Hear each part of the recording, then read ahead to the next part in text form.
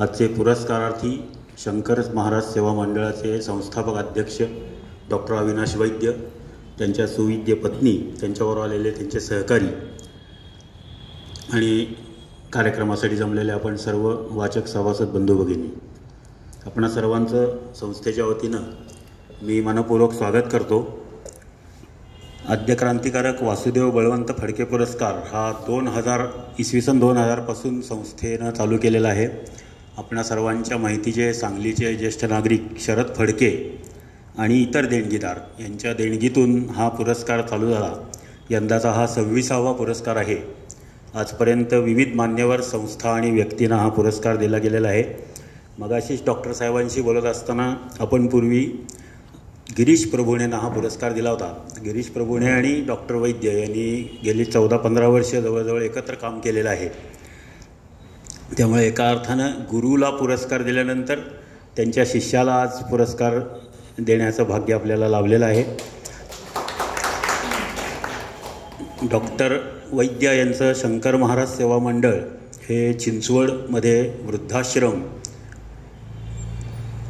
पूर्ण मोफत वृद्धाश्रम चालवतात, रक्तदान शिबिर आयोजित करतात। गणेश मूर्तीचं त्यांचं एक वेगळं वैशिष्ट्य म्हणजे मूर्ती आमची किंमत तुमची असा उपक्रम ते गेली काही वर्ष चिंचवडमध्ये राबवत आहेत। म्हणजे आपण गणेश मूर्ती घ्यायला गेलो की गणेश मूर्ती आपण घेऊन यायची, आपल्याला वाटेल ती किंमत आपण तिथे ठेवायची। त्यातनं त्यांना चांगला प्रतिसाद मिळालेला आहे। आणि आत्ताच त्यांनी मगाशी बोलताना सांगितलं की जवळजवळ 12 ते 13 हजार कुटुंब या उपक्रमातनं, या माध्यमातनं त्यांच्याशी जोडली गेलेली आहेत। आणि हे सगळं काम ते स्वतःचा वैद्यकीय व्यवसाय सांभाळून करतायत, हे विशेष आहे। वाचनालयाच्या माहिती आपल्याला सर्वांना आहेच। वाचनालय 155 वर्ष झालेली आहेत। या वाचनालयाला वेगवेगळ्या प्रकारची पुस्तकं आपल्या वाचनालयात आहेत। विश्रामबागला आपण देवघेव केंद्र चालू केलं, आपल्याला सर्वांना माहिती आहे। आठवड्यातून 2 दिवस विश्रामबागचे आपले कोण मित्रमैत्रिणी असतील त्यांना आपण सभासद होण्याची विनंती करावी। वाचनालय पुस्तकं देवघेव बरोबरच वर्षभर विविध कार्यक्रम आयोजित करत असतं, जसे की पुरस्कार आहेत फडके पुरस्कार, संत साहित्यासाठी संत रामदास स्वामी पुरस्कार, कथा लेखनासाठी सांगलीचे सुपुत्र असणारे श्रीदा पानवलकर यांच्या स्मृतिप्रित्यर्थ दिला जाणारा पानवलकर पुरस्कार, आणि शालेय विद्यार्थ्यांसाठी विविध स्पर्धा या संस्थेच्या माध्यमातून आयोजित केल्या जातात। त्याला सर्वांचा प्रतिसाद चांगला असतो। असंच सहकार्य सांगलीकरांचं या संस्थेला मिळत राहील अशी मी आशा व्यक्त करतो। पुन्हा एकदा सर्वांचं आपल्या मनपूर्वक स्वागत करतो आणि थांबतो। धन्यवाद।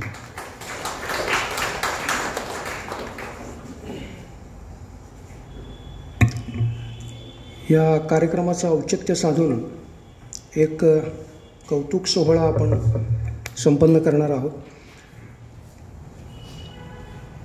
BA परीक्षेत संस्कृत विषयात सर्वप्रथम आल्याबद्दल सांगलीच्या विलिंडन महाविद्यालयाची विद्यार्थिनी आस्था ओगले हिचा नुकताच मुंबईमध्ये माननीय राज्यपाल महोदयांच्या हस्ते सत्कार करण्यात आला। आजच्या या कार्यक्रमाचं औचित्य साधून आपण मुद्दाम आस्थाला इथं आमंत्रित केलेलं आहे।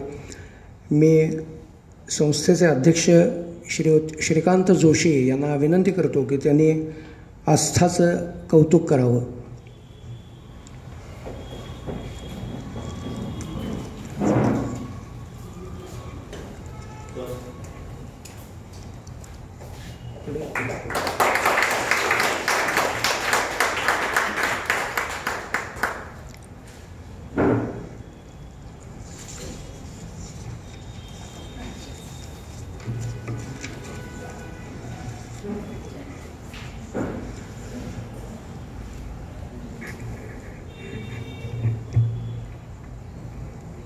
आजच्या कार्यक्रमाचे प्रमुख पाहुणे आमदार सुधीरदादा गाडगीळ हे अनुपस्थित आहेत, त्यामुळं त्यांची ओळख करून देण्याची आवश्यकता नाही। आज आपण ज्यांना पुरस्कारांना सन्मानित करत आहोत त्या श्री शंकर महाराज सेवा मंडळ चिंचवड या संस्थेचा परिचय मी थोडक्यात करून देतो। श्रीयुत शंकर महाराज सेवा मंडळ या संस्थेची 2014 स्थापना झाली। संस्थेच्या माध्यमातून रक्तदान शिबिरं, स्नेह सावली हा निराधारांसाठीचा आश्रम उभारला. आश्रमामध्ये दाखल झालेल्या सर्वांची पोटापाण्याची व्यवस्था या सेवा मंडळातर्फे केली जाते. यासाठी लागणाऱ्या आर्थिक तरतुदीसाठी अनेक कल्पक योजना राबवलेल्या आहेत. घराघरामधून टाकाऊ वस्तू, स्क्रॅप, रद्दी इत्यादी वस्तू दात्यांना कोणताही आर्थिक भार पडू न देता या माध्यमातून निधी उभा करून दिला जातो. समाजाची औदार्याची भावना जागृत ठेवलेली आहे या संस्थेनं. हा अनोखा मार्ग स्वागतार्ह ठरला. समाजातून संस्थेच्या या कार्याचं सगळीकडं कौतुक होत आहे. मगाशी थोडीशी वेगळी ओळख संस्थेचे कार्यवाह सुहास करंदीकर यांनी करून दिली. संस्थेच्या कार्याची विस्तृत ओळख मानपत्रामधून आपणास होईल.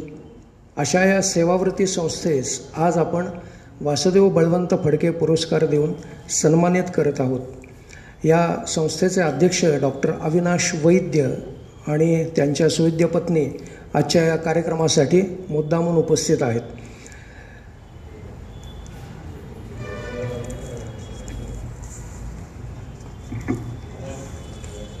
मगाशी कार्यवाहाने पुरस्काराच्या संदर्भातली माहिती दिली. हा पुरस्कार सन 2000 सालापासून व्यक्ती अगर संस्थेस आपण दरवर्षी देत आहोत. सांगलीतील सन्माननीय ज्येष्ठ नागरिक श्रीयुत शरद रामचंद्र फडके आणि अन्य सन्माननीय देणगीदार यांच्या देणगीमधून हा पुरस्कार दिला जातो. आजवर 25 व्यक्ती संस्थांना हा पुरस्कार सन्मानित केलेला आहे. यंदाच्या वर्षीचं हे 26वे वर्ष आहे. सुरुवात झाली त्यावेळेला कैलासवासी श्रीयुत अरुण डबीर सर, हरी महाबळ, बाळासाहेब गलगले, पूर्वांचल विकास समिती शाखा सांगली, भारतीय समाज केंद्र सेतू सांगली, राष्ट्रीय स्वयंसेवक संघ जनकल्याण समिती सांगली, श्रीयुत रमेश देव, संस्कृत संवर्धन मंडळ, पाठक ट्रस्ट, वेलणकर अनाथ आश्रम, अभिनेते शरद पोंक्षे, नवजीवन मतिमंद मुलांची शाळा, इतिहासाचे अभ्यासक श्रीयुत निनाद बेडेकर, गिरीश प्रभुणे, आद्य क्रांतिकारक वासुदेव बळवंत फडके स्मृती विद्यालय रावडी, निरामय विकास संस्था सांगली, माननीय श्रीयुत भूषण गोखले पुणे, ब्रह्मचैतन्य प्रतिष्ठान सांगली, विवेकानंद वैद्यक प्रतिष्ठान, संवेदना शुश्रूषा केंद्र सांगली, अशा व्यक्ती आणि संस्थांना हा पुरस्कार आजवर आपण प्रदान केलेला आहे. आज हे पुरस्काराचं 26वे वर्ष आहे आणि यंदाच्या वर्षीचा हा पुरस्कार श्रीयुत शंकर महाराज सेवा मंडळ चिंचवड यांना देऊन आपण सन्मानित करतो आहोत. वासुदेव बळवंत फडके यांच्या नावानं दिला जाणारा हा पुरस्कार शरद फडके यांच्या आर्थिक सहाय्यातून दिला जातो. आपल्या सगळ्यांना वासुदेव बळवंत फडके यांच्याबद्दलची त्रोटक माहिती आहेच, तरीसुद्धा काही वेगळी माहिती उपलब्ध आहे ती मी मुद्दाम सांगतो. या निमित्तानं त्यांचं स्मरण केलं जाईल असं वाटतं. बळवंतराव आणि सरस्वती फडके यांच्या पोटी कार्तिक शुद्ध पंचमी शके 1767 म्हणजेच 4 नोव्हेंबर 1845 रोजी शिरढोण येथे वासुदेव बळवंत फडके यांचा जन्म झाला. अभ्यासापेक्षा त्यांना व्यायामाची आणि धार्मिक आध्यात्मिक पुस्तकं वाचण्याची जास्त आवड होती. वासुदेवरावांनी मल्लविद्येचंही अध्ययन केलेलं होतं. 10 मे 1857 उत्तर भारतात स्वातंत्र्य युद्धाला सुरुवात झाली. आपल्या मित्रांच्या सहाय्यानं त्यांनी पुण्यात एक नवीन शिक्षण संस्था सुरू केली. सामान्य माणसामध्ये देशभक्ती निर्माण व्हावी यासाठी ते व्याख्यानं देऊ लागले. स्वराज्य प्राप्तीच्या ध्येयानं वासुदेवराव पुरते झपाटून गेलेले होते. त्याचबरोबर त्यांनी ऐक्यवर्धिनी नावाची संस्थाही स्थापन केली. देश स्वातंत्र्य चळवळीला भगवंताचं अधिष्ठान असावं म्हणून त्यांनी दत्तभक्ती स्वीकारली. 1873 साली त्यांनी दत्त महात्म्य नावाचा ग्रंथ प्रकाशित केला. आईच्या मृत्यूनंतर त्यांनी सरकारी नोकरी सोडून इंग्रजांविरुद्ध सशस्त्र लढा सुरू केला. या कार्याबद्दल कोणी सबुरीचा सल्ला देताच ते उद्गारत, छे छे आता थांबणे शक्य नाही, हाती घेतलेलं कार्य तडीस नेलं पाहिजे. भारतीय स्वातंत्र्यासाठी आमरण तडफडणारे आद्य क्रांतिकारक वासुदेव बळवंत फडके यांचं दिनांक 17 फेब्रुवारी 1883 रोजी दुपारी 4:15 एडनच्या कारागृहामध्ये देहावसान झालं.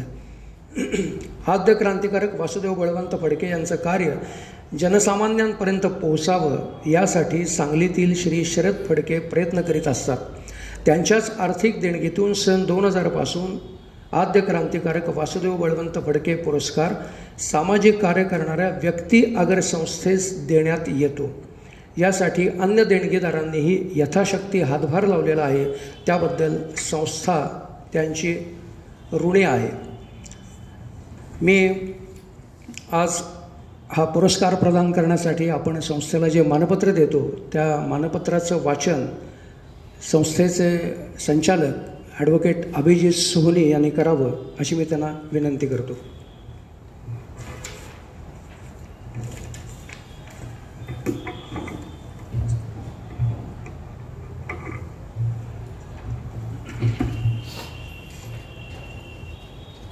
प्रज्वालितो ज्ञानमयः प्रदीपः. सांगली जिल्हा नगर वाचनालय सांगली आद्य क्रांतिकारक वासुदेव बळवंत फडके पुरस्कार सन्मानपत्र श्री शंकर महाराज सेवा मंडळ चिंचवड पुणे संस्थापक डॉक्टर अविनाश वैद्य. सप्रेम नमस्कार. विनंती विशेष. समाजपुरुषाचे लौकिक व्यवहार जरी आर्थिक स्वरूपात पैशावर चालताना दिसत असले तरी एकूण समाजाचे व्यक्तिमत्व हे सामाजिक जाणीव आणि कृतज्ञता जपणाऱ्या सेवाभावी संस्था आणि व्यक्ती यांच्या विधायक कार्यातूनच घडत असते. विद्यमान समाज जीवनात असंख्य प्रश्नांची मालिका असताना गरजू वंचितांच्या अपरिहार्यतेचा आणि असहाय्यतेचा विचार करून त्यांना आधार आणि मदतीचा हात देण्याच्या निस्पृह कार्याने नैराश्य कमी होऊन उत्साह वाढावा असे प्रशंसनीय कार्य करणाऱ्या संस्थांनी हा समतोल राखण्याचे मौलिक कार्य केले आहे. अशापैकीच एक असणाऱ्या आपल्या संस्थेच्या उदात्त आणि उत्तुंग सेवा कार्याची दखल घेत आमच्या वाचनालयातर्फे समाजसेवेत कार्यरत असणाऱ्या व्यक्ती किंवा संस्थांना दिला जाणारा आद्य क्रांतिकारक वासुदेव बळवंत फडके पुरस्कार आपल्या संस्थेला सन्मानपूर्वक प्रदान करण्यात आम्हाला स्वाभिमान आनंद होत आहे. या अनुरोधाने हे मानपत्र. रक्तदान श्रेष्ठदान हा मंत्र जनमनसात रुजवून आपण रक्तदान शिबिरे घेण्याचा उच्चांक गाठला. विविध तपासण्या आणि चाचण्या मोफत करून लाखो लोकांना जीवनदान देण्याचे कार्य या माध्यमातून घडले. हे सेवा कार्य पूर्ण क्षमतेने आणि गतीने होण्यासाठी 2014 आपण या संस्थेची रितसर स्थापना करून स्वयंप्रेरणेने विविध उपक्रम हाती घेतले. निराश्रितांसाठी उभारलेला स्नेहसावली आपलं घर हा आश्रम म्हणजे दया आणि करुणा या मूल्यांचे मंदिरच म्हणता येईल. त्यात दाखल होणाऱ्या सर्वांची पोटापाण्याची आणि आरोग्य रक्षणाची जबाबदारी आपण घेतली आणि त्यासाठी लागणाऱ्या आर्थिक तरतुदीसाठी कल्पक मार्ग अनुसरले. घराघरातील स्क्रॅप मटेरियल, रद्दी, इतर टाकाऊ वस्तू गोळा करण्यासाठी आपण केलेल्या प्रेरक आणि बोधपूर्ण आवाहनास अभूतपूर्व प्रतिसाद मिळाला आणि त्याचा आपण सदुपयोग केलात. दात्याच्या खिशाला झळ पोचू न देता त्यांच्यातील औदार्याची भावना जागी करण्याचा हा अनोखा मार्ग स्वागतार्ह ठरला. यातून समाजात दातृत्वाचा संस्कार रुजवण्याचे काम सहजपणे झाले. याशिवाय प्लास्टिक मुक्तीची चळवळ आपण राबवता. पर्यावरणपूरक गणेश मूर्ती बनवून त्याची किंमत घेणारा ठरवतो ही गोष्ट श्रद्धेचा आदर करणारी आणि मूल्यवर्धन करणारी ही ठरते. भक्तीला विवेकाची जोड देण्याची किमया आपल्या संस्थेनं साधली आहे. वृद्धाश्रमाच्या वाढत्या व्यापामुळे आपणाला अनेक संकल्प पूर्ण करायचे आहेत. आपल्या कुशल कार्यशैलीने ते सिद्ध होतीलच. समाजाचा वाढता प्रतिसाद राहील असा आम्हाला विश्वास आहे. आपल्या सेवा कार्यातील समर्पित वृत्तीला आणि सुदृढ समाज उभारणीस व्रतस्थ कार्याला शुभेच्छा देत आम्ही हा पुरस्कार माननीय आमदार श्री सुधीरदादा गाडगे सांगली यांच्या शुभ हस्ते आपणास कृतज्ञतेने प्रदान करीत आहोत. आपल्या संस्थेच्या यशस्वी वाटचालीस पुनश्च सदिच्छा. आपले श्री सुहास करंदीकर कार्यवाह, श्री श्रीकांत जोशी अध्यक्ष, सांगली जिल्हा नगर वाचनालय सांगली. गुरुवार दिनांक 20 फेब्रुवारी 2025 माघ कृष्ण 7 शके 1946.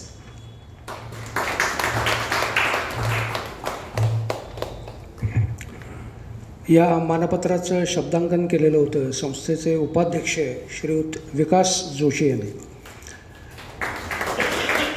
पुरस्कार देण्यापूर्वी एका गोष्टीची मुद्दाम आपल्याला कल्पना देतो. संस्थेच्या वतीनं जे विविध पुरस्कार दिले जातात त्यासाठी कुठलंही ॲप्लिकेशन मागवलं जात नाही. संस्थेचे संचालक, संस्थेचे ग्रंथपाल आणि सर्व सेवक वर्ग हे वेळोवेळी वृत्तपत्रामधून येणाऱ्या, व्हॉट्सअपच्या माध्यमातून येणाऱ्या बातम्या या वाचून त्याची प्रिंटआउट काढून ठेवतात आणि पुरस्कार समितीमध्ये सदरच्या पुरस्काराच्या संदर्भात जेव्हा चर्चा होती तेव्हा त्याच्यातून ज्यांचं काम जास्त चांगलं वाटतं आहे अशा व्यक्ती किंवा संस्थेला संस्थेच्या वतीने पुरस्कार दिला जातो. मी संस्थेचे अध्यक्ष श्रीयुत श्रीकांत जोशी यांना विनंती करतो की त्यांनी आजचा हा कैलासवासी वासुदेव बळवंत फडके पुरस्कार प्रदान करावा. मी डॉक्टर अविनाश वैद्य आणि त्यांच्या सुविद्य पत्नी यांना विनंती करतो की त्यांनी सदरचा पुरस्कार संस्थेतर्फे स्वीकारावा.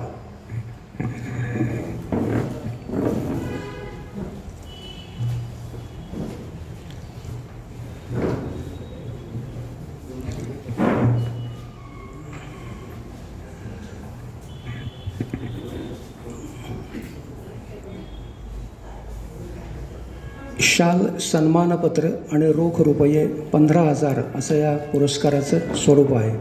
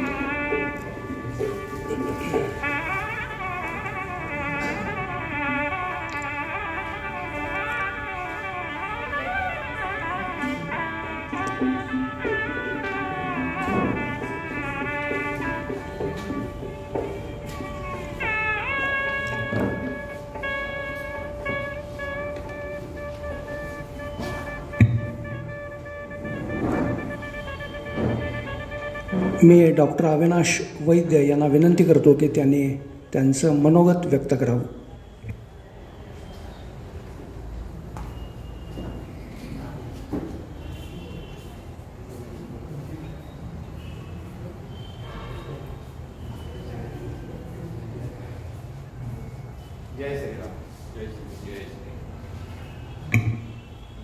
जय श्रीराम. प्रथमतः सांगली नगर वाचनालयाचे सर्व पदाधिकारी, सर्व मान्यवर आणि रसिक वाचक सर्वांना मी मनपूर्वक त्यांचे आभार मानतो की ह्या पुरस्कारासाठी तुम्ही मला किंवा आमच्या संस्थेला पात्र समजलं. त्याबद्दल तमाम सांगलीकरांचे मी मनापासून आभार मानतो. या सांगलीच्या भूमीला एकदा वंदन करतो. त्याचबरोबर हा पुरस्कार ज्यांच्या नावाने आहे ते वासुदेव बळवंत फडके आद्य क्रांतिकारक, त्यांच्याही स्मृतीस एकदा अभिवादन करतो. फार मोठं महान कार्य केलेलं आहे आणि त्यांच्या सान्निध्य माझं नाव येतं आहे, माझ्या संस्थेचं नाव येतं आहे, याच्यात फार मोठा आनंद आहे. त्यांच्याबरोबर माझं नाव जोडलं जातं आहे असं म्हणण्याचं वाईटपणा मी कधीच करणार नाही, कारण की माझी ती उंची नाही, माझ्या नावाची ती उंची नाही की त्यांच्या जवळपास मी जाऊ शकेल. पण त्यांचं सान्निध्य लाभतं आहे ही सुद्धा फार मोठी अभिमानाची आणि आनंदाची बाब आहे. तर असं हे सगळं काम आज तुमच्यापुढे मांडण्याचा छानसा योग आलेला आहे. त्याबद्दल विधात्याचे, त्याबद्दल परमेश्वराचे मनपूर्वक आभार. मी डॉक्टर अविनाश वैद्य, वैद्यकीय व्यावसायिक आहे आणि पिंपरी चिंचवड परिसरात म्हणजे पुण्याजवळचं जे उपनगर आहे पिंपरी चिंचवड, तिथे गेले 35 वर्ष वैद्यकीय व्यवसाय करतो आहे. मी पॅथॉलॉजिस्ट म्हणून चिंचवड परिसरात काम करतो आहे. वैद्यकीय व्यावसायिक आहे. आजही मी वैद्यकीय व्यवसायात पूर्ण निष्ठेने, पूर्ण जोमाने करतो आहे आणि माझ्याकडून जितकी रुग्णसेवा या समाजाची करता येईल तेवढी करण्याचा प्रयत्न करतो आहे.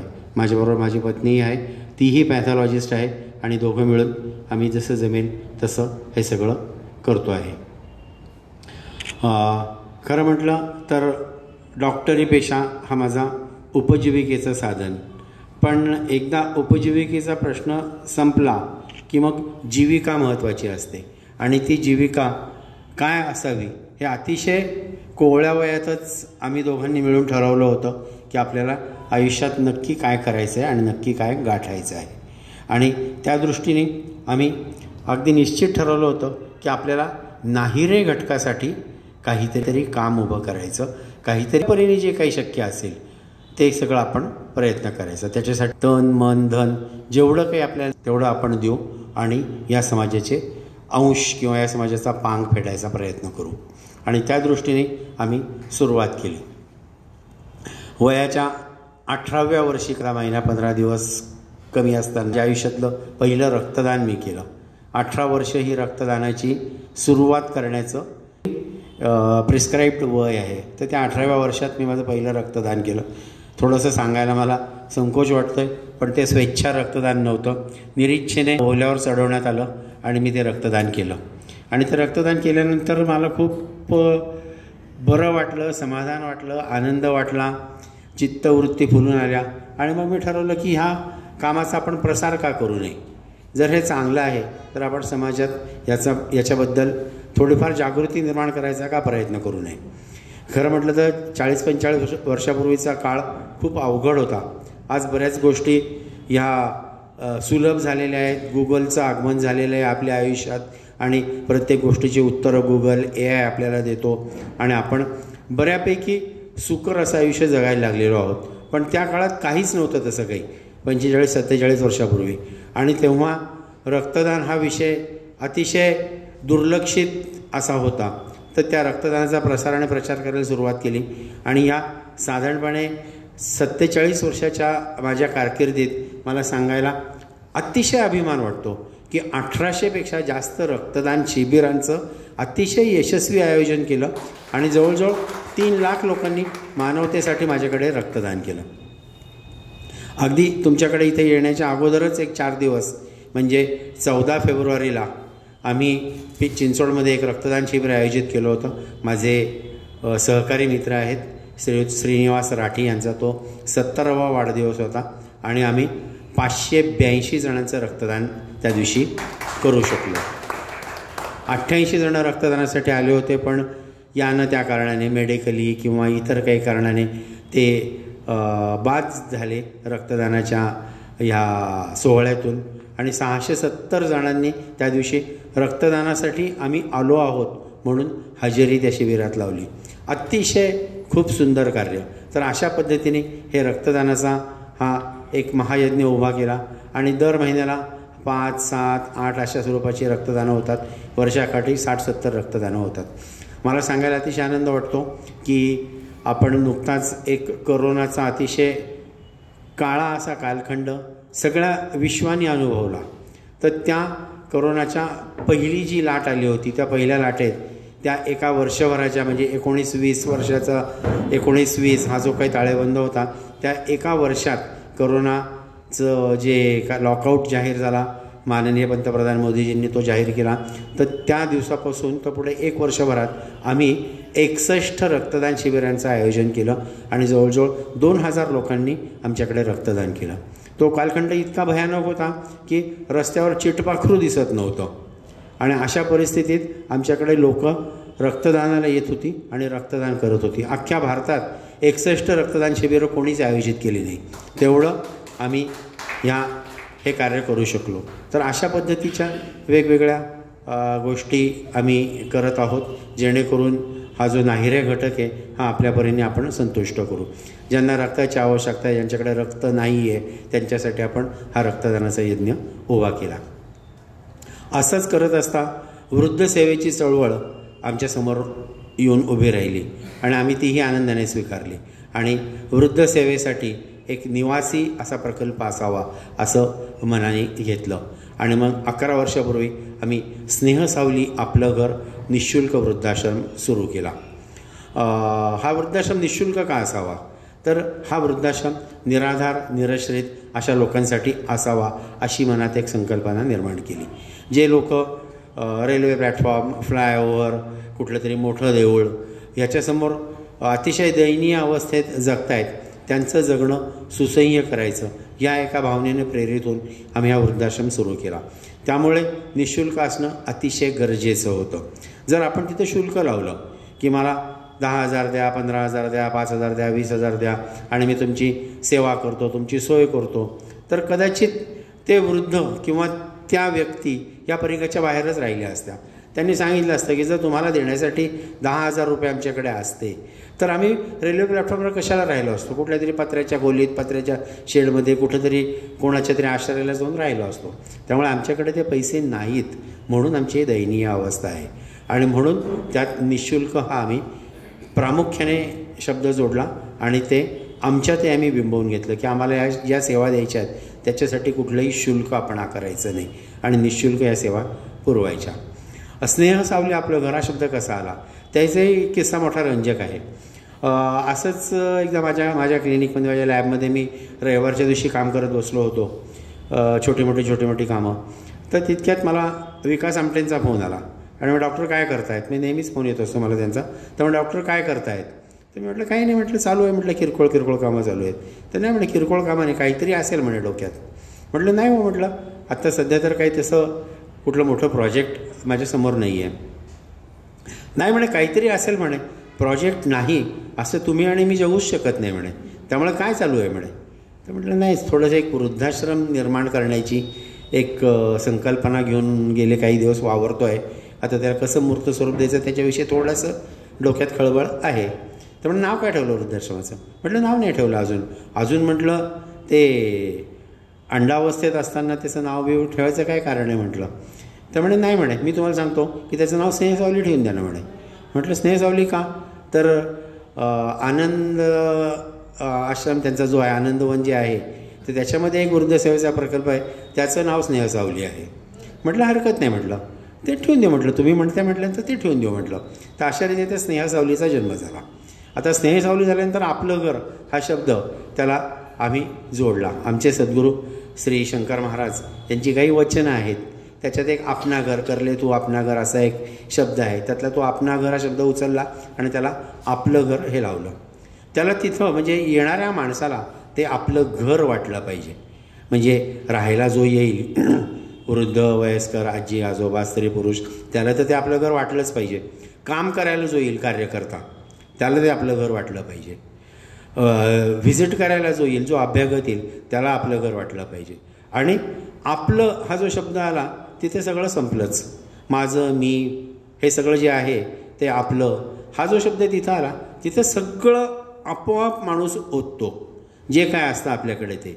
त्यामुळे प्रत्येकाने तिथं येऊन आपल्यातलं जे काही आहे चांगलं ते तिथं ओतायचं आणि ती समृद्धीकडे न्यायचं. ते सगळं हा मनापाठीमागचा विचार होता. आणि त्या स्थापनेत जो विचार होता तो आज 11 वर्षाच्या वाटचालीनंतर अतिशय परिणामकारक रीतीनं तो पूर्ण होतो आहे असं मला सांगायला आनंद होतो. तर अशा रीतीने स्नेह सावली आपलं घर निःशुल्क वृद्धाश्रम ही संस्था आकारास आली.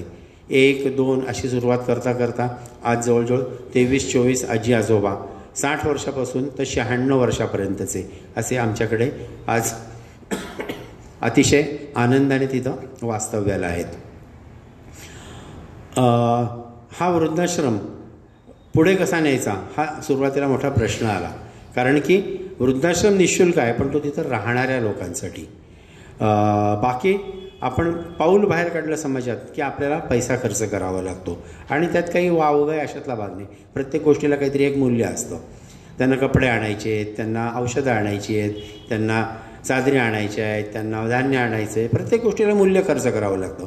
आणि आता हे कसं काय पुढे न्यायचं हा एक फार मोठा प्रश्न निर्माण झाला.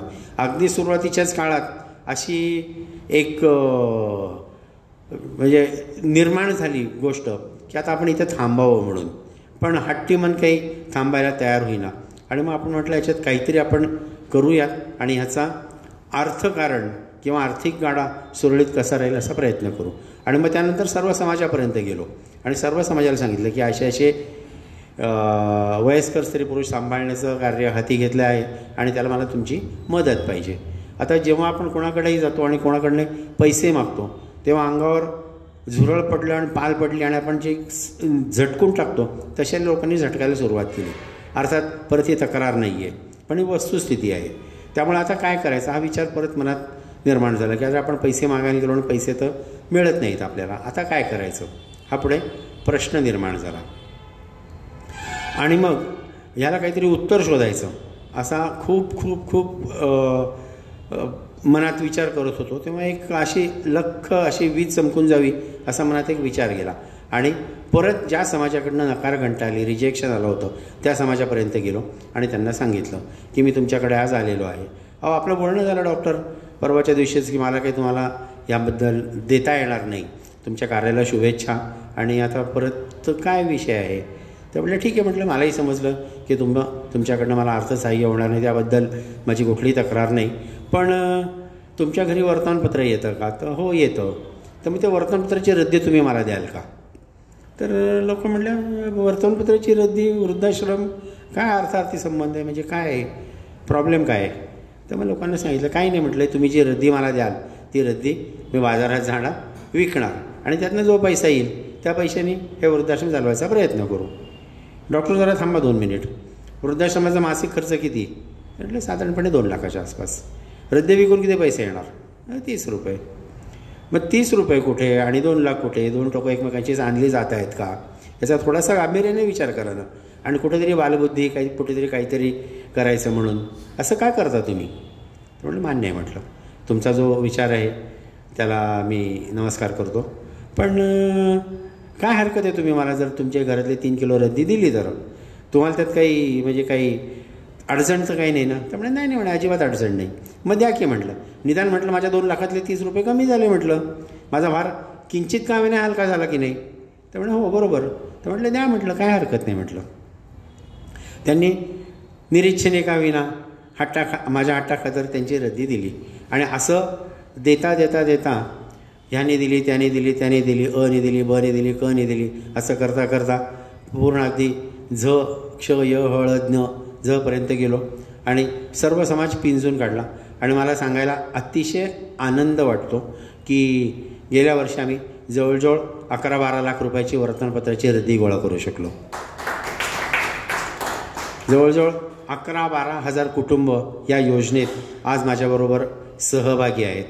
पुणे शहर हा साधारणपणे केंद्रबिंदू मानून एक 50-60 किलोमीटरच्या परिसरात आम्ही या कार्यासाठी सगळे जातो आणि अक्षरशः म्हणजे पुण्याचे भाग आहेत की तालुके आहेत, बोर, नारायणगाव, जुन्नर, बारामती, दौंड, शिरवळ, लोणावळा, तळेगाव या ठिकाणी आम्ही जातो आणि तिथून माझे सर्व कार्यकर्ते ती रद्दी घेऊन येतात. त्यासंबंधीचं जे काही वाहतूक वगैरे किंवा ज्याला आपण इंग्लिशमध्ये लॉजिस्टिक म्हणतो तेही अतिशय सुंदर बसलेलं आहे. त्याच्यासाठी आम्हाला वेगळा खर्च करावा लागत नाही. जो शिरवळ परिसरात रोज व्यवसायानिमित्त नोकरीनिमित्त जातो तो त्या ट्रॅकवरची रद्दी गोळा करून आणतो, जो लोणावळ्याला जातो तो तिकडची रद्दी गोळा करून आणतो, कोणी तिकडची माणसं जेव्हा इकडे येत असतात पुण्याकडे, पिंपरी चिंचवडकडे, तेव्हा ते रद्दी घेऊन येतात आणि अशा पद्धतीने आम्हाला वाहतुकीचा खर्च जवळपास 0 येऊन ही रद्दी सगळी गोळा होते. या रद्दीपासून आपण परत पेपर रिसायकलिंग म्हणजे कागदाचं पुनर्निर्माण करतो आणि परत पांढरा शुभ्र स्वच्छ कागद तयार करण्यात येतो. हे काम आपण करत नाही, हे काम काही इंडस्ट्रीज वगैरे करतात, त्यांच्याशी आमचा टायअप आहे आणि त्यांच्यापर्यंत आम्ही ही सगळी रद्दी देत असतो. त्यामुळे इतर सर्वसामान्य ग्राहकांच्यापेक्षा थोडासा वेगळा असा 1-2 रुपयाचा जास्त भाव मिळतो आणि या भावातनं आम्ही हे सगळं उभं करतो. जवळजवळ 11-12 हजार कुटुंबांपर्यंत आम्ही या माध्यमातून पोहोचलो आहे आणि जेव्हा केव्हा आम्हाला कुठल्याही स्वरूपाची अडचण येते, आर्थिक किंवा मनुष्यबळाची किंवा काही लागतं आहे बाबा, काही प्रेरणा लागते आपल्याला, काही आपल्याला थोडंसं पाठबळ लागतं आहे, तेव्हा आज सोशल मीडिया खूपच सशक्त आहे आणि सोशल मीडिया याच्या माध्यमातून आम्ही त्या सर्व लोकांच्यापर्यंत पोहोचतो आणि अक्षरशः चुटकीसरशी स्वप्नवत आमचे अतिशय जटिल, अतिशय कठीण विषय सहज सुटतात आणि अशा पद्धतीने हा वृद्धाश्रम आज वाटचाल करतो आहे, आकाराला येतो आहे. वृद्धाश्रमातले जे रहिवासी आहेत जे निवासी आहेत ते सर्व भलेही बायोलॉजिकली किंवा ज्याला आपण म्हणतो वांशिक दृष्टीने आपल्याशी निगडीत नाही आहेत किंवा आपला त्यांचा काही संबंध नाही आहे, त्यामुळे आपली त्यांची रक्ताची नाती निश्चितपणे नाही आहेत बायोलॉजिकली. परंतु भारत माझा देश आहे आणि सारे भारतीय माझे बांधव आहेत, या गोष्टीचा जर विचार केला तर ही सर्वजण आज कुठल्या ना कुठल्या नात्याने आपल्याशी बांधली आहेत, भारतीयत्वाच्या नात्याने आपल्याशी बांधली आहेत आणि आपण त्यांचा सांभाळ करणं हे आद्य कर्तव्य आहे. आणि असं समजून आम्ही लोकांच्यापर्यंत हा विचार नेला आणि सर्व समाजाने आम्हाला अतिशय मनापासून अतिशय भरभरून याला पाठिंबा दिला आणि आज ही चळवळ जोमाने सुरू आहे. खरं वास्तविक पाहता समाजात वृद्धाश्रम नसावेतच हा एक मतप्रवाह आहे आणि या मतप्रवाहाचा मी आणि माझे सहकारी पूर्ण आदर करतो.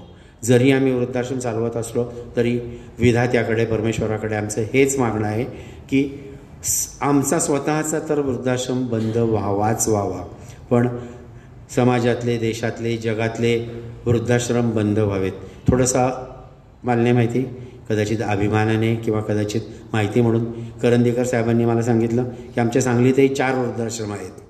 तर परत मी अशी सदिच्छा व्यक्त करतो की सांगलीतले 4ही वृद्धाश्रम बंद व्हावेत आणि या वृद्ध व्यक्तींचा त्यांच्याच घरी, त्यांच्याच एन्व्हायरॉन्मेंटमध्ये, त्यांच्याच कोशात कोणीतरी सांभाळ करावा आणि त्यांना एक आनंदी आयुष्य देण्याचा प्रयत्न करावा. तर असं हे आम्ही याचं कार्य उभा केलेलं आहे. हा वृद्धाश्रम आज मी तेच एका भाड्याच्या जागेत आहे. भाड्याची जागा आहे, भाड्याचा बंगला आहे, 2-3 मजली बंगला आहे आणि त्याच्यात आम्ही 23-24 वृद्धांची सोय केलेली. आता ज्याला आपण इंग्लिशमध्ये कट टू कट म्हणतो तसं काठोकाठ हे सगळं भरलेलं आहे, त्यामुळे आणखी वृद्धांची सोय करता येत नाही आहे आणि तो बंगलाही वाढवता येत नाही आहे. काही अडचणी आहेत, काही शासकीय अडचणी, नगरपालिकेची परवानगी, त्या घरमालकाची परवानगी नाही, अशा परिस्थितीत आम्हाला आणखी वृद्धांना तिथं न्याय देता येत नाही आहे. त्यामुळे हे सगळं लक्षात घेऊन आम्ही इथंच आमच्या पिंपरी चिंचवडमध्ये एक 4000 स्क्वेअर फुटाचा भूखंड प्रचलित दरानुसार विकत घेतलेला आहे. तो आम्हाला जवळजवळ 1.25 ते 1.5 कोटी रुपये देऊन विकत घ्यावा लागला. तो वृद्धाश्रमासाठी भूखंड आम्ही आज विकत घेतलेला आहे आणि त्या भूखंडावरती पिंपरी चिंचवड महानगरपालिकेने आम्हाला साधारणपणे 6900 ते 7000 स्क्वेअर फुटाचं बांधकाम अनुज्ञेय केलेलं आहे, परमिसिबल केलेलं आहे आणि आम्ही एक 4-5 मजली इमारत बांधण्याचा मानस ठेवलेला आहे. जर हे वेडेपणाचं स्वप्न पूर्ण झालं तर कदाचित 70-80-100 वृद्धांना आम्ही न्याय देऊ शकू, न्याय द्यायचा प्रयत्न करू. तर परत एकदा सांगलीकरांना माझं आवाहन आहे की या सगळ्या प्रकल्पाला तुम्ही भेट द्या आणि अवश्य याचा एक भाग बना की जेणेकरून आपण जास्तीत जास्त लोकांच्यापर्यंत हे सगळं पोहोचवू. हा सगळा वृद्धाश्रम चालवत असताना दररोज याचं आर्थिक नियोजन कसं करायचं याचं खूप मोठं गणित डोक्यात फिरत असतं आणि त्यामुळे ही स्क्रॅप बँकेची संकल्पना डोक्यात आली आणि ती आम्ही पुढे चालू केली. त्याला आम्ही गुंडस नाव दिलं आहे, स्क्रॅप बँक ऑफ इंडिया. लघुरूप त्याचं SBI असं होतं. SBI म्हटलं की आपल्या देशातली अतिशय अग्रगण्य किंवा शिखर संस्था अशी जी स्टेट बँक ऑफ इंडिया आहे ती डोळ्यासमोर येते, पण आमच्या बाबतीत SBI म्हणजे स्क्रॅप बँक ऑफ इंडिया असं ते आमचं प्रकल्प आहे. खूप अतिशय आनंद देणारे असे खूप क्षण येऊन गेले. पिंपरी चिंचवड पुणे परिसरात रद्दीवाले डॉक्टर, रद्दी डॉक्टर असं माझं नामाभिधान झालेलं आहे आणि त्याचं मला वाईट अजिबात वाटत नाही. खूप आनंद वाटतो. एखाद्या अलंकारासारखं ते मी मिरवत असतो आणि त्याचा मला अभिमान आहे. त्यासंबंधीचा एक छोटासा गमतीदार किस्सा सांगतो, जरा मोह टाळवता येत नाही आहे म्हणून. असंच आमच्याकडे आता खूप उंच इमारती झालेल्या आहेत, 20 मजली 25 मजली अशा इमारती झालेल्या आहेत आणि तिथं लोक दाटीवाटीने गर्दीने राहतात. तर अशाच एका इमारतीत एक रश्मिताई आहे, तिच्याकडे रद्दी आणायला गेलो. 3ऱ्या मजल्यावरती राहते. मग तिने घरातली रद्दी अशी आणून बाहेर दिली. ती त्या छोट्यासा जो पॅसेज असतो त्याच्यामध्ये टाकली. तर 17व्या मजल्यावरनं लिफ्टमधून एक तिची मैत्रीण आली. ती खाली आली, मग 13व्या मजल्यावर आली. मग ते रश्मीचं आणि तिचं बोलणं सुरू झालं. आणि मग बोलता बोलता काय आहे काय नाही, तर म्हणा अगं अशी मी रद्दी दिली आहे म्हणे, एक सामाजिक काम उभं करतात, आपल्याकडची रद्दी आहे, आपल्याला तरी त्याचा काय उपयोग म्हणून त्यांना देऊन टाकली आहे. आता ती बाह्य प्रांतातली होती, ITN असल्यामुळे कुठून तरी हरियाणा किंवा काय कुठल्या तरी प्रदेशातून आली होती आणि थोडीशी दोघी मैत्रिणी इंग्लिशमध्ये बोलत होत्या. आता खरं वास्तविक मी शांतपणाने माझं काम करायला पाहिजे, पण तो स्वभाव काही जात नाही आणि त्यामुळे त्या बोलत असताना मध्येच मी पटकन एक 2-4 लांब पल्लेदार इंग्लिश वाक्य बोलून गेलो आणि मी तिने ते ऐकलं आणि मग ती रश्मीला म्हणाली, अगं रश्मी म्हणे, रद्दीवाला असून खूप छान इंग्लिश बोलतो का म्हणे हा. मग रश्मीने सांगितलं, अगं नाही म्हणे, हे रद्दीवाल्याने ते आमचे डॉक्टर आहेत म्हणे, हे MBBS आहेत, MD आहेत म्हणे, मोठे आहेत म्हणे. मग म्हणे हे असं का करतात. मग तिला परत ते सगळं सांगण्यात आलं. मी तिच्याशी बोललो आणि अशा पद्धतीने ठिकठिकाणी हे रद्दी गोळा करतात असा एक चांगला छान असा एक अलंकार मिळाला आणि तो अलंकार आज वागवण्यात अजिबात वावगं वाटत नाही, लाज वाटत नाही, किळस वाटत नाही, शरम वाटत नाही, उलट अभिमान वाटतो आणि हे सगळं काम आपण पुढे नेतो आहोत. हे सगळं काम कसं पुढे न्यायचं, रद्दीतनं नुसतं सगळे पैसे निर्माण होतात आणि हा आश्रम सुलभ चालला आहे असं नाही आहे. रद्दीतनं कसाबसा अर्धा खर्च भागतो, त्यामुळे अर्धा खर्च कसा भागवायचा हा मोठा प्रश्न असतो आणि त्याच्यासाठी एक अतिशय नामी युक्ती आम्ही शोधून काढली. मी आणि माझे कार्यकर्ते आम्ही एक शाडूच्या मातीचे गणपती तयार करतो. शुद्ध माती आहे, त्याच्यात काहीही मिसळलेलं नाही आहे, अशा मातीचे आम्ही गणपती तयार करतो. 6 इंचापासून ते साधारणपणे 24-28 इंचापर्यंत म्हणजे 2-2.5 फुटापर्यंतचे गणपती तयार करतो. वेगवेगळ्या स्वरूपातले गणपती असतात, म्हणजे आपण त्यांना मॉडेल म्हणू. दगडूशेठ हलवाई, लालबागचा राजा, काय पेशवा गणपती, बाजीराव गणपती, काय ते जय मल्हार गणपती, अशी गणपतीची वेगवेगळी रूपं आहेत, वेगवेगळे मॉडेल्स आहेत, वेगवेगळी नावं आहेत. आणि त्या गणपतीच्या वरती जे रंग देण्यात येतात ते रंगसुद्धा अतिशय नैसर्गिक आहेत, म्हणजे हळद, कुंकू, बुक्का, गेरू, गुलाल, पानाफुलांचा अर्क असा काढून ते गणपती रंगवलेले असतात. हे सगळं करण्यापाठीचा उद्देश आहे, म्हणजे रंगद्वेषी आम्ही नाही आहोत, रंगावरती प्रेम आहे. ही सप्तरंगी सृष्टी आहे, परमेश्वराने निर्माण केली आणि तिच्या प्रेमात आम्ही सर्व आहोत. पण गणपतीला असले भडक कलर नसावेत. आपण जे गणपतीच्या रूपं पाहतो, मूर्ती पाहतो, त्याच्यावरती जे रंग दिलेले असतात ते सगळे अतिशय अनैसर्गिक कृत्रिम रंग असतात, कारखान्यात निर्माण केलेले सगळे ते रंग असतात आणि ते गणपतीच्या मूर्तीवर लावण्यात येतात, फासण्यात येतात. आणि जी गणपतीची मूर्ती असते ती plaster of Paris, bonding mixtures, adhesives, hardening agents असे वापरून ती मूर्ती तयार केलेली असते. त्यामुळे त्यात धर्म तर काहीच नसतो, त्याच्यात काहीच चांगुलपणा नसतो आणि सामाजिकदृष्ट्याही तो एक थोडासा अपराधच आहे. अशा प्लॅस्टर ऑफ पॅरिसच्या मूर्ती घरी घेऊन येणे, अशा रंगवलेल्या मूर्ती घरी घेऊन येणे आणि त्यांची प्राणप्रतिष्ठा करणे, म्हणजे गणपती हा आपला आराध्य दैवत आहे, विघ्नहर्ता आहे. गणपतीजवळ आपण मागतो, काय मागतो? देव आहे. देवाजवळ काय मागतो? संपत्ती मागतो, आरोग्य मागतो, शिक्षण मागतो, हे दे, ते दे, ते दे, ते दे, असं सगळं आपण देवाजवळ मागतो. चूक नाही त्यात, अगदी बरोबर आहे ते. पण हा कुठला असा देव आहे, हा कुठला असा देवत्व आहे की देवा मला सगळं दे आणि त्याच्या बदल्यात आपण इतरांना काय देतो? तर ह्या मूर्ती जेव्हा आपण विसर्जित करतो तेव्हा त्या पाणवठ्यावर विसर्जित करतो. पाणवठा कुठलाही असो, म्हणजे नदी असो, नाला असो, ओढा असो, विहीर असो, समुद्र असो, खाजण असो, तलाव असो. तर हे सगळं प्लॅस्टर ऑफ पॅरिस आणि हे रंग हे त्या पाण्यात उतरतं आणि ते पाणी दूषित होतं आणि ते पाणी इतकं दूषित होतं की त्याच्यापासून पुढे वेगवेगळे रोग निर्माण होतात. डॉक्टर आहे म्हणून मी सांगतो आहे अशातला भाग नाही, परंतु याच्यापासून खूप वेगवेगळे रोग त्या दूषित पाण्याने निर्माण होतात आणि त्या दूषित पाण्याने रोग निर्माण व्हायला नकोत.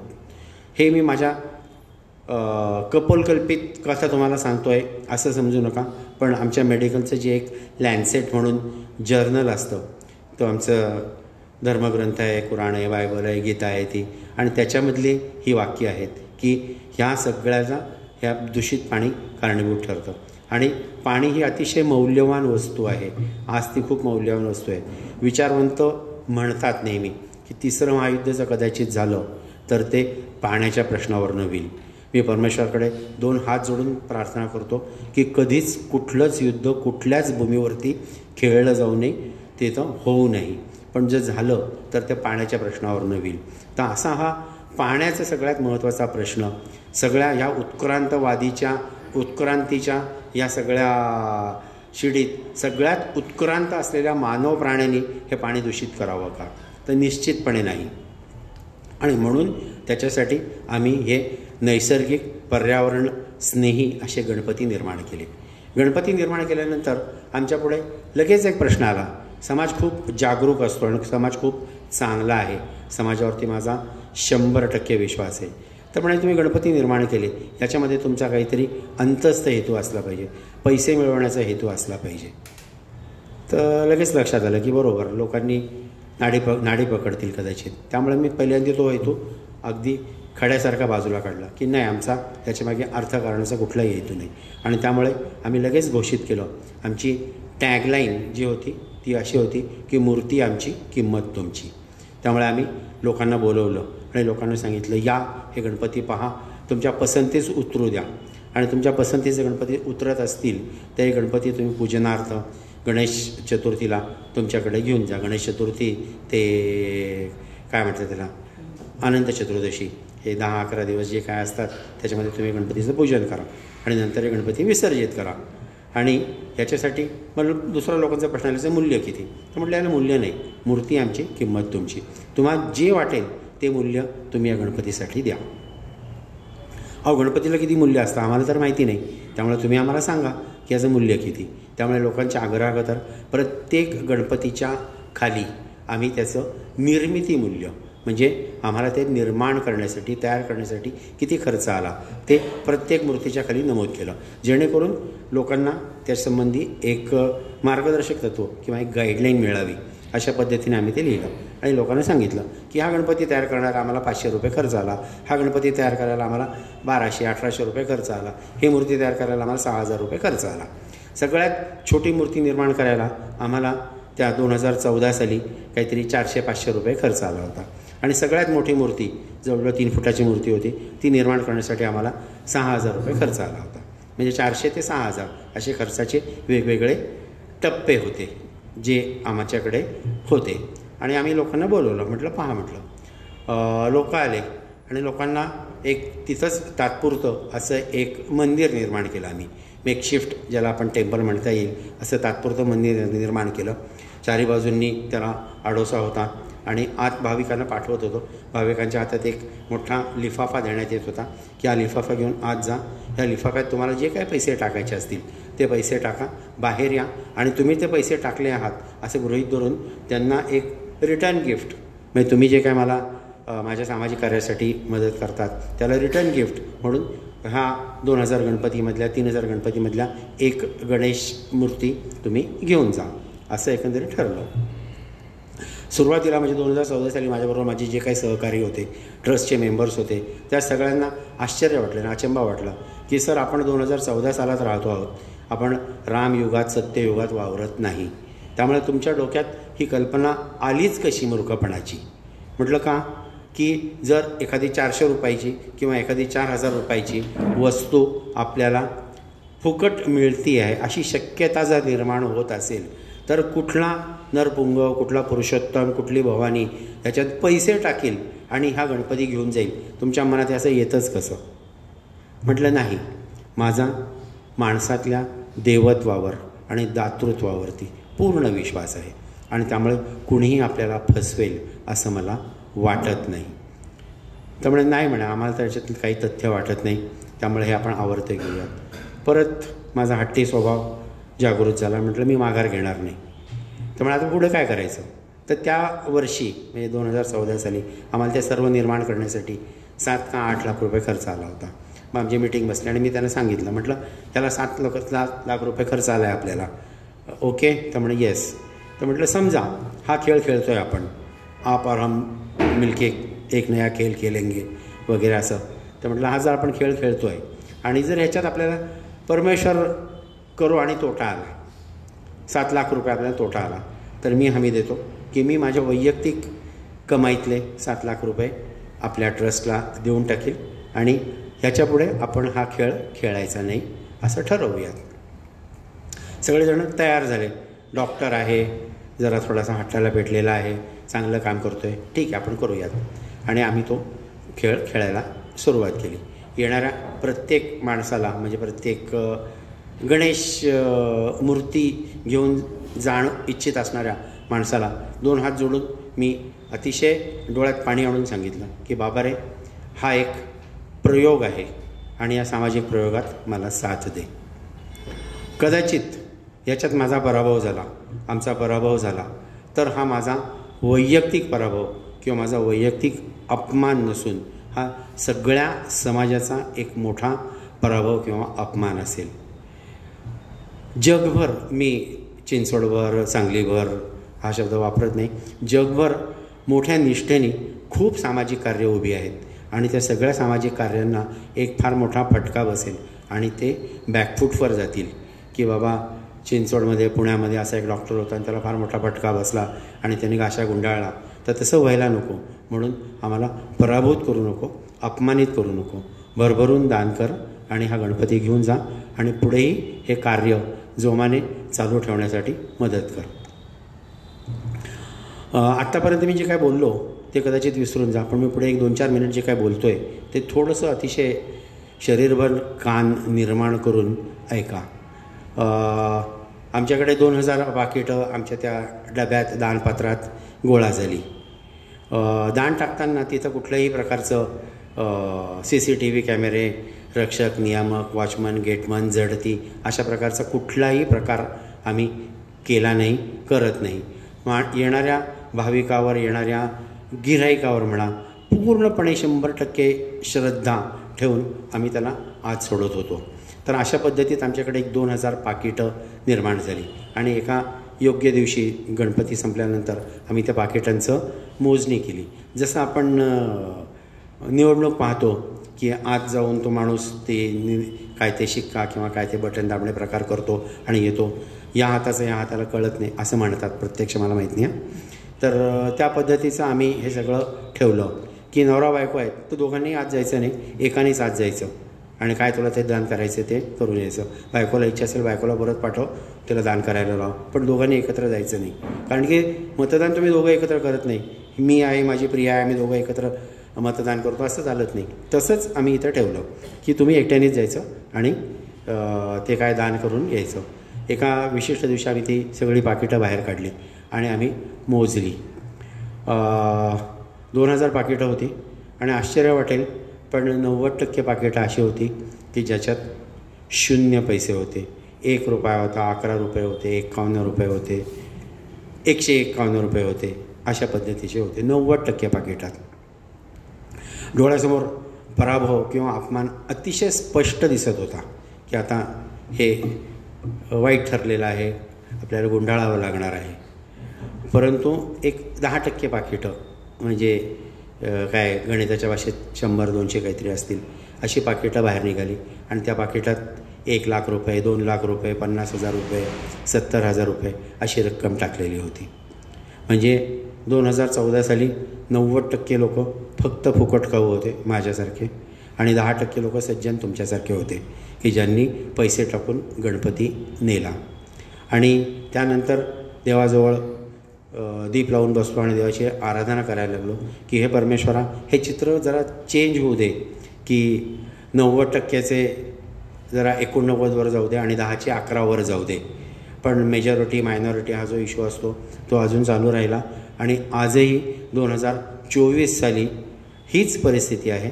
90% लोक हे फक्त फुकट गणपती मिळतो आहे किंवा अतिशय कमी पैशात गणपती मिळतो आहे म्हणून तिथे येतात आणि फक्त 5-10% लोक रक्कम टाकतात, भली मोठी रक्कम टाकतात आणि तो गणपती घेऊन जातात.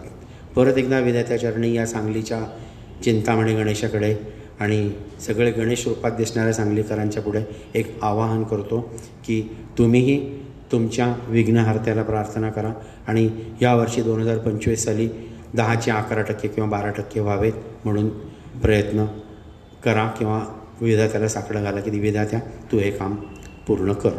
तर अशा पद्धतीने या मूर्ती आमची किंमत तुमचीच्या माध्यमातून आम्ही आमचा कोश वाढवण्याचा प्रयत्न करतो आहोत. त्याच जोडीला असंख्य अशा नाहिरे घटकांसाठी आम्ही प्रयत्न करतो आहोत. या देशाच्या रक्षणार्थ जे जवान शहीद झाले त्यांच्या विधवा पत्नींना आम्ही काही मदत पाठवतो आणि त्यांनी जे आपल्यावर अतिशय मोठे ऋण आहेत ते ऋण फेडण्याचा अतिशय अल्पसा, खरं तर ते ऋण फेडण्यासारखी नाही आहेत, फेडण्याची इच्छाही नाही आहे, पण अगदी अल्पसा ते प्रयत्न करतो आहोत आणि त्या वीर पत्नींना जशी जमेल तशी आम्ही मदत करतो आहोत. त्याच्याच जोडीला आम्ही जे विद्यार्थी आहेत आणि जे शिकत आहेत, होतकरू आहेत आणि विशेषतः ते उच्च शिक्षण घेत आहेत त्या विद्यार्थ्यांना आम्ही शिक्षणासाठी मदत करतो. या 11 वर्षाच्या कालखंडात साधारणपणे 45-48 काहीतरी विद्यार्थ्यांचं आम्ही graduation, post graduation, post PhD हे सगळी शिक्षणं पूर्ण करण्यासाठी प्रयत्न केला.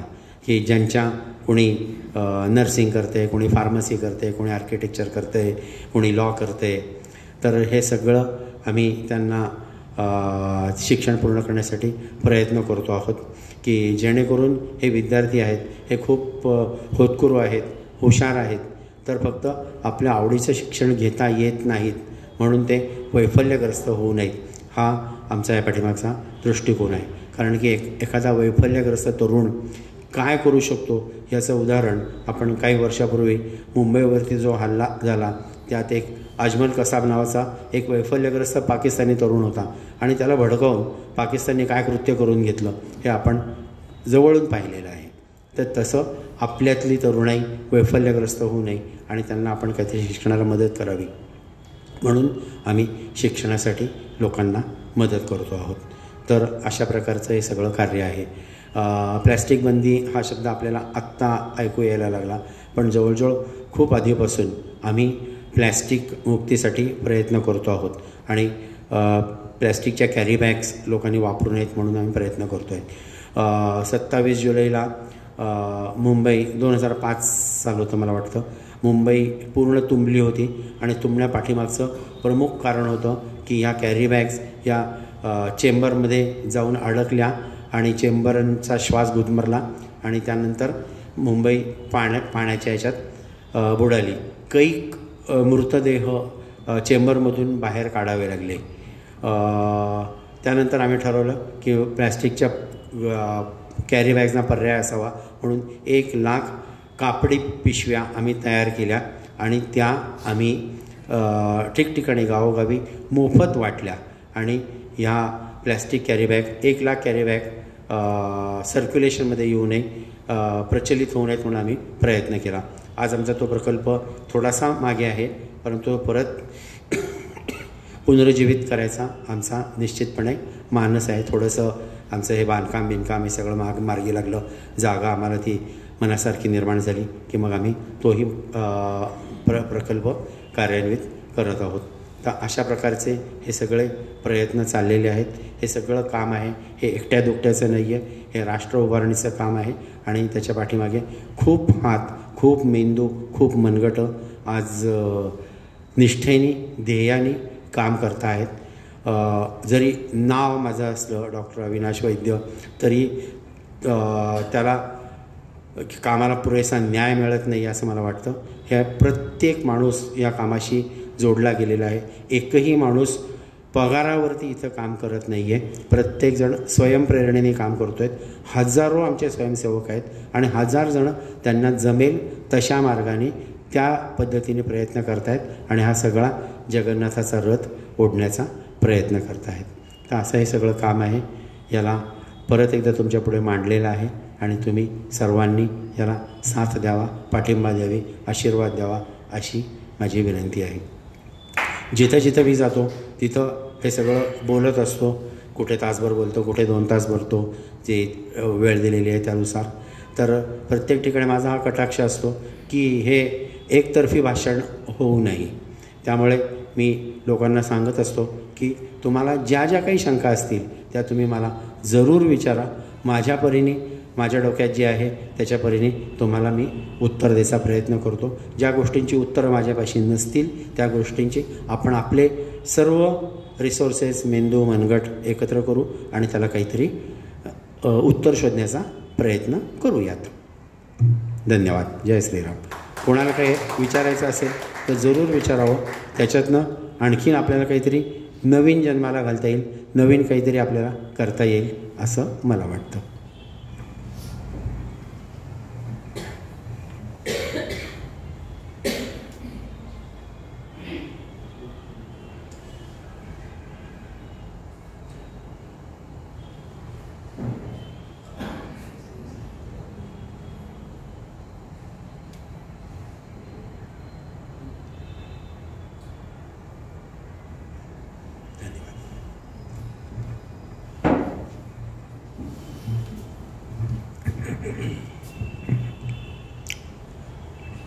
धन्यवाद सर. मला वाटतं मनोगतापेक्षा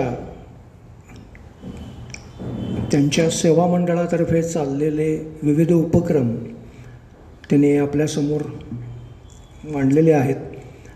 एका माणसाने एखादा ध्यास घेतला की त्याची पूर्तता करण्यासाठी हजारो व्यक्ती त्यांच्या ऐपतीप्रमाणे कुवतीप्रमाणे कशी मदत करत असतात हे आत्ता डॉक्टरांच्या सगळ्या विवेचनातून आपल्याला लक्षात आलं. आपण समाजाचं काहीतरी देणं लागतो ही भावना एकदा मनामध्ये निर्माण झाली की अशा संस्था कार्य करायला तयार होतात, त्या पुढे येतात आणि त्यांच्या हातून काहीतरी समाजापर्यंत देण्याचा परत प्रयत्न केला जातो. त्यांनी दोन्ही अनुभव सांगितले, बरे आणि वाईट. यातनं आपल्याला काय घ्यायचं आहे ते आपलं आपण ठरवायचं आहे आणि आपण पुढची वाटचाल करायची आहे. कार्यक्रमाच्या समारोपाकडे आपण जाऊया. आजच्या या कार्यक्रमासाठी आमच्या संस्थेच्या विनंतीला मान देऊन सदरचा पुरस्कार स्वीकारण्यासाठी श्री व सौ डॉक्टर अविनाश वैद्य चिंचवडहून त्यांच्या सहकाऱ्यांच्या समवेत इथं उपस्थित झाले आणि त्यांनी पुरस्काराचा स्वीकार केला. त्याबद्दल सर्व त्यांच्या सहकाऱ्यांसह उभयतांना मी संस्थेच्या वतीने धन्यवाद देतो. सदरचा कार्यक्रम पूर्व आणि कार्यक्रम पश्चात वृत्तपत्र आणि इलेक्ट्रॉनिक्स मीडियामधून प्रसिद्धी देणारे सर्व वृत्तपत्रांचे प्रतिनिधी आणि संपादक यांनाही मी संस्थेच्या वतीने धन्यवाद देतो. या पुरस्कारासाठी ज्यांनी आर्थिक पाठबळ संस्थेला दिलेलं आहे ते श्रीयुत शरद फडके आणि त्यांचे सहकार्य यांनाही संस्थेच्या वतीने धन्यवाद देतो. ह्या कार्यक्रम संपन्न होण्यासाठी ज्या व्यक्ती आणि संस्था यांनी संस्थेला मदत केली त्या सर्वांना धन्यवाद देतो आणि हा कार्यक्रम संपूर्ण झाला असं जाहीर करतो. धन्यवाद.